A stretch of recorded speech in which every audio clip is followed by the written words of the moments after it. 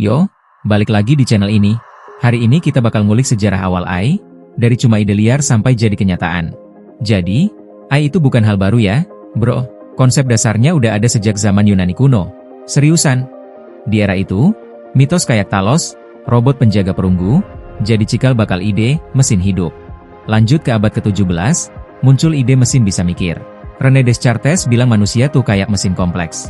Nah, tahun 1830-an, ada Charles Babbage bikin desain komputer mekanik pertama, Analytical Engine. Tapi baru meledak di 1950-an, saat teknologi komputer mulai berkembang pesat.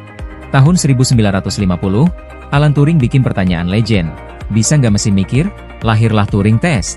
Di tahun 1956, istilah Artificial Intelligence resmi lahir di konferensi Dartmouth. Momen bersejarah banget. Dari situ, AI mulai jadi bidang riset serius. Mulai dari game catur sampai bahasa. Tahun 1966, ada Eliza, chatbot pertama yang bisa ngobrol kayak psikolog. Tapi AI sempat ngerem di era 70-an, 80-an. Pendanaannya seret, kecewa berat cuy. Tapi jangan sedih, di tahun 90-an AI bangkit lagi. Komputer makin kenceng, data makin banyak. Tahun 1997, dunia diguncang. Deep Blue dari IBM ngalahin Garry Kasparov di catur. Dari situ AI mulai dilirik serius. Teknologi terus berkembang, bro. Tahun 2000-an awal, AI masuk ke gadget kita. Mulai dari prediksi teks sampai rekomendasi YouTube. Tahun 2011, Watson dari IBM menang kuis Jeopardy. Lawannya manusia asli loh. 2012 jadi titik balik besar. Deep Learning masuk, komputer mulai ngeliat gambar.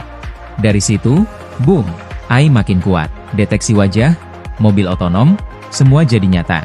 Tahun 2016, AlphaGo kalahin juara dunia Go. Game yang lebih rumit dari catur.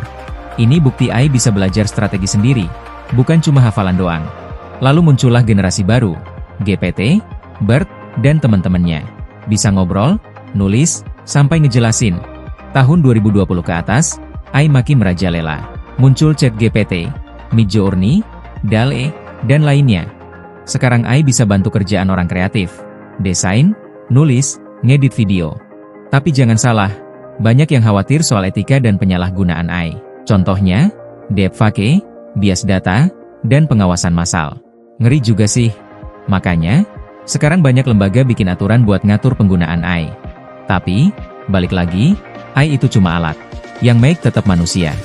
AI bukan musuh, tapi partner. Kalau dipakai benar, hidup makin gampang. Sekarang, kita udah di titik di mana AI bisa bantu semua industri. Tapi ingat, teknologi itu harus ada tanggung jawabnya juga. Nah, gimana masa depan AI? Bisa aja nanti AI bantu atasi perubahan iklim, bro, atau bahkan jadi kopilot hidup kita. Bantuin tiap keputusan penting. Tapi ya gitu, semua balik ke niat mau jadi alat bantu atau alat bahaya. AI bukan cuma soal teknologi, tapi soal kemanusiaan juga. Dunia akademik juga terus ngulik, bagaimana bikin AI yang etis dan adil. Anak muda kayak kita pun bisa ikutan. Banyak kursus gratis soal AI sekarang. Dulu AI cuma mimpi. Sekarang udah jadi bagian hidup kita. Gila sih perubahannya. Dulu film kayak 2001, A Space Odyssey, dianggap fiksi doang, sekarang udah mirip kenyataan. Tapi jangan langsung parno.